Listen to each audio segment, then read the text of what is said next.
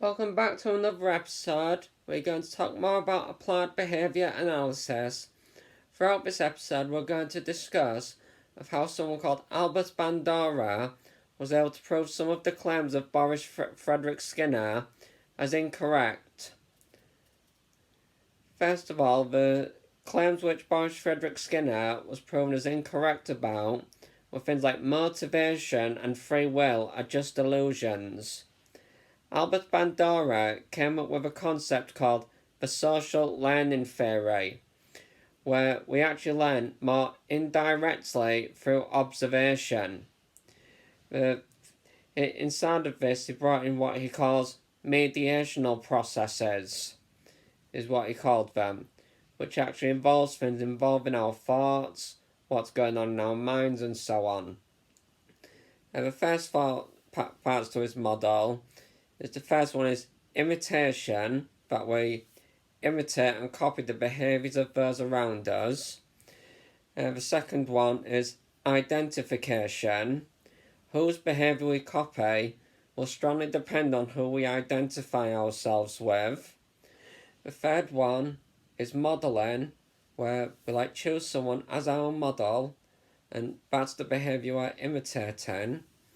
And the fourth one is what is called vicarious reinforcement, where just like where positive reinforcement and negative reinforcement increase the likelihood of someone's doing a behaviour, when we observe the consequences someone else faces for their behaviour, if that encourages us to behave that way, that's called vicarious reinforcement, where we're not facing the consequences but we are observing the consequences. Just as a quick example, say if you saw someone get rewarded at the end of the year at school for their attendance, say if they were rewarded for 100% attendance, if you like these rewards and so on, if you liked that, that might influence and encourage you to try and increase your attendance at school so that you could achieve the reward. And that's one example of vicarious reinforcement. So if you like the consequences you observe, you may just do that behaviour through learning it. But how exactly do we do that? I mean, this is what took Albert Bandura into four things he calls the mediational processes. With the first one being attention, because if we're going to observe, we do need to pay attention. The second one, retention, because if we're going to copy and imitate the behaviour of others, we'll have to be able to remember what we were paying attention to. The third one, this is like where it brings thoughts into it. It's called reproduction, where we reproduce the behaviour that we are recalling. But in order to do that, we've actually got to think to ourselves, can we do that behaviour? Can we do that? And last of all, the fourth one is motivation. Because there's nothing, we're not facing the punishment, we're not facing the reward. So are we actually motivated from within? The motivation's got to come from within us. So by this, what Albert Bandura was able to prove during what's called the bobo doll study is he was able to prove that intrinsic motivation is real, that we actually do have motivation from within, our thoughts and so on actually are involved in our behaviour, we've actually got to pay attention and be able to recall, and we don't have to learn directly, we can learn indirectly by thinking about what we see and observe. So this was able to prove things like B.F. Skinner's claims that the mind is just a black box. That's what B.F. Skinner claimed, Ivan Pavlov. That our minds are just black boxes, nothing goes on in there. But we've got to use our mind to pay attention. And we've got to think to ourselves, can we do that behaviour? We've got to produce the intrinsic motivation, and so on. So just by that study alone, the bobo doll study, where Albert Bandura got groups of kids, random groups, he randomised them, and he got some to watch a study going where the parents played nicely with the toys, and another one where the parents went up to this doll and they got aggressive towards it. Then the adults came out of the room and they sent the kids into the room, and we decided to observe how did the kids behave. And what we came around into seeing was that the kids who observed the adult being aggressive is they were aggressive towards the doll. But those who just watched parents play nicely with the other toys rather than the doll, they just went and imitated and played nicely with the toys. But then the downside of this study was it's not very realistic. We can't exactly generalise that out. Would they behave that way in a real life situation? But fortunately, there is great practicality to it. We can just look outside in the world, observe, and we see that that's exactly what people do. We see that through what's called cultural conditioning. Altogether, as you're aging in your early years, you're observing what's going on around you if that was all you did. Your parents didn't give some academic education about communication, about how to imitate and so on. When you were such a young child, you just observed and you took these behaviours in. These behaviours were being taken in by you, the ones that you liked and the ones that you disliked. And then by observing what other people were doing, like say if you observed a child go and touch a fire and you're going to go, ow, that would probably make you think to yourself, oh, I'm not going to touch that. So even though you didn't touch the fire, you've just gone and learned something. You've learned that touching fire is painful. You didn't actually have to be told that. You were able to learn that just through observation. And Albert Bandura, some of his work and his theory actually supports some of B.F. Skinner's claims. Like where B.F. Skinner says that being punished doesn't make an individual any less inclined to perform a behaviour, but actually increases the likelihood. For example, when we look around us, we find that there's a lot of people who break rules and regulations.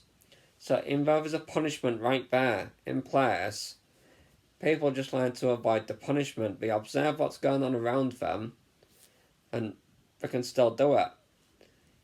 They choose who they identify with. So this theory by Albert Bandura, this was something that ABA decided to take on board a bit later on down the line. The part which they call modelling, when they'll get a child to try and imitate. But this getting the children to imitate and so on, rather than leaving the children to choose for themselves, that squelches autonomy still. And then by squelching the autonomy, that destroys the intrinsic motivation by forcing the children to imitate. So again, ABA is falling ineffective by the point that it's still a control system.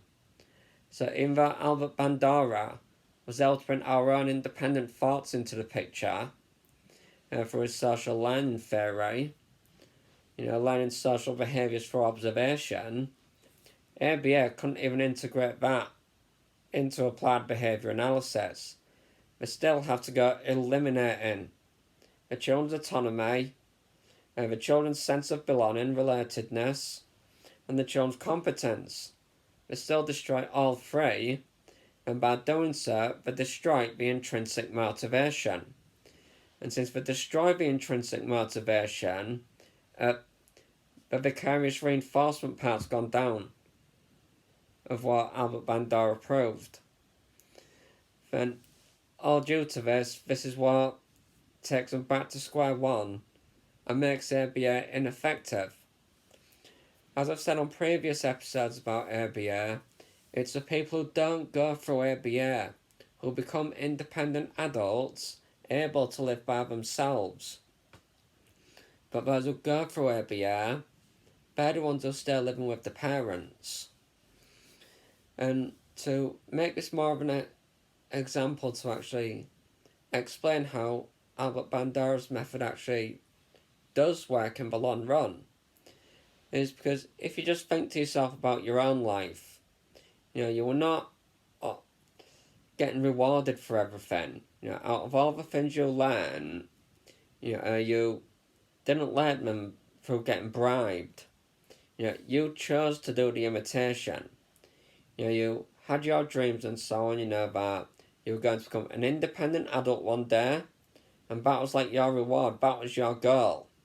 All your actions were about becoming independent. But in ABA, the children's actions are about getting a reward, not becoming independent. So you would do whatever you needed to do, whether you liked it or not, in order to reach your goal and become independent. You would climb that ladder.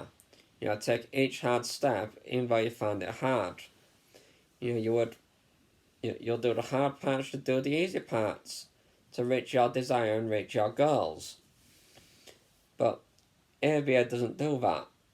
It doesn't go saying that independence is your goal, this is your dream, you know what you want, don't you? Your desires. These children's actions are not driven by that. Because ABA doesn't allow them to go by their own desires. But it's our desires that drive our choices. And it's our choice to, are we going to do it or not? Do we think it's worth it? And as in Albert Bandura's social learning theory, he pointed out of reproduction that, and motivation, are we going to do that? The vicarious reinforcement, I've seen this adult become independent because he's gone and done all this hard work. And he's become independent and got his own home now. Is that worth it? And if the child thinks to themselves, yes, it's worth it, the child will do the work. They don't need to be bribed for it because they've already got the reward. The reward's there, the independence. So they don't need more coming to them, they're willing to climb the ladder. But it's simply, ABA therapists and so on, they think that the kids have to go at the same rate, at the same pace as everybody else. Rather than allowing the children to learn at their own rate, go step by step in their own pace, they're thinking, the child's 18-year-olds, they've got to be independent. And they don't believe in interdependence. So it's as if they think it's a bad thing to want help. So just because someone's not independent by the age of 18, that doesn't mean they're not going to become independent. So they're rushing the kids all the time. They're going to squelch Albert Bandura's theory, the social learning theory, even though that one comes with intrinsic motivation, attention, retention, and all the other parts are discussed and mentioned. The motivation, and so on, who they identify with, the identification brings relationship. But by doing ABA, the bribes and so on and threats to tell the kids what to do, disallowing them autonomy, that goes and squelches all the positivity from Albert Bandura's theory. Because the kids don't get to choose for themselves.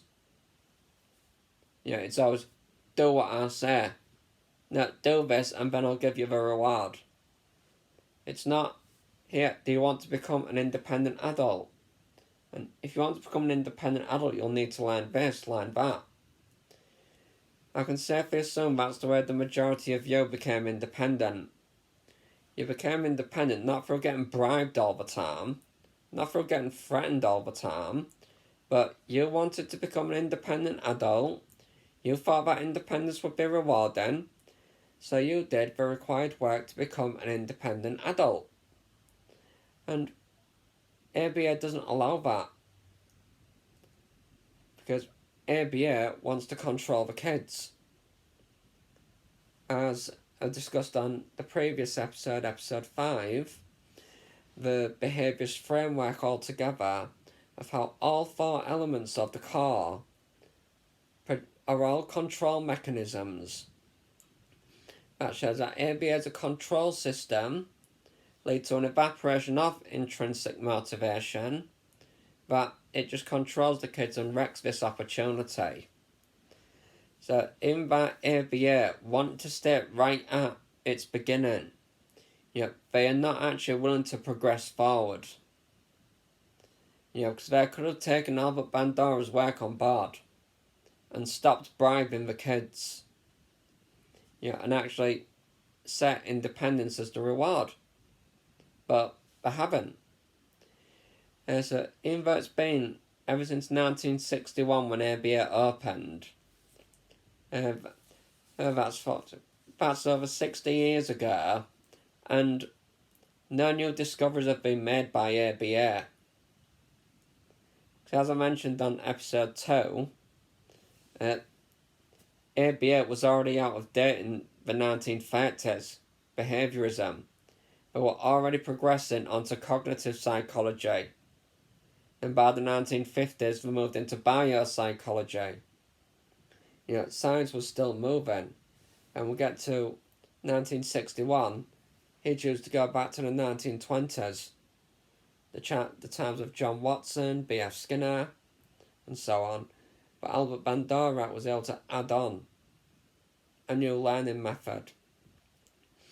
And we see it out in the world in socialisation. And with this process of socialisation, this is where autistic kids rather get the difficulty of the socialisation process. This is something that sociologists do, which of how they try to explain where people get their place in the world. Autistic kids just don't quite fit into the socialisation. And by not doing so, that's why they get outcasted. Why they are not compliant. They lack the compliance because they're not as susceptible to social influences. Because in an autistic person's brain, what we've seen through brain science is that there's some kind of trade between the back and the front of the brain. An autistic person will use the back of the brain more than the front. And non-autistic people use the front of the brain more than the back. It's the front part that controls all the social things, and the back part of the brain controls the objective things, the objects around them.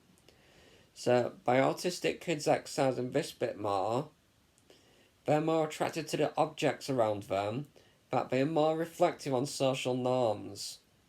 They don't just so unconsciously adapt. That's why they don't seem very compliant. And non-autistic people, by exercising the front more, you just nearly automatically and unconsciously conform. Just blend into the crowd and join in and play what you believe is your social status, your social position. So you find that's why autistic kids are not so compliant and why they seem more attracted to objects and activities, because of that trade between the back and the front of the brain. So that's just one reason when you bring biopsychology into it. That's one of the causes of their behaviour of being more attracted to objects. Is by using the back of the brain more than the front. But ABA couldn't tell you that. They can't explain why kids like to play with objects more than socialise. So that shows just how limited behaviourism is. How limited applied behaviour analysis is. By only paying attention to what's on the surface. We've already discussed the dangers of it. So even Albert Bandura in 1977 was able to prove applied behaviour analysis falsehood once again. Cognitive psychology already proved it falsehood. Biopsychology proved it falsehood. The social learning theory, then again, proved it falsehood again. So I've got to ask, why is ABA still being used as an intervention today? Over 60 years later. Well, nearly a century now. when its methods were proven false, were proven ineffective in the long run. And then Albert Bandura's theory is supported further by a study led by someone called Richard Ryan called the self-determination theory of what makes us self-determined. So the social learning theory and self-determination theory actually both link together. Though I'll discuss more about the self-determination theory on a later episode. But the reason ABA is still standing is all because of politics and its marketing plot. Because it's got its place on the market, but it's hard for any other intervention to actually take over it. And to actually overcome it. And those who are at the top, they don't want what's best for the autistic kids. They want the money. That's why they're in deals with private equities, Autism Speaks, other money groups, other stakeholders. But the therapists down here at the bottom, they actually do want to help the kids. But, they actually do want to provide help and support, and they've got good intentions. But due to the enormous lack of education I've mentioned, they don't know that it is ineffective in the long run.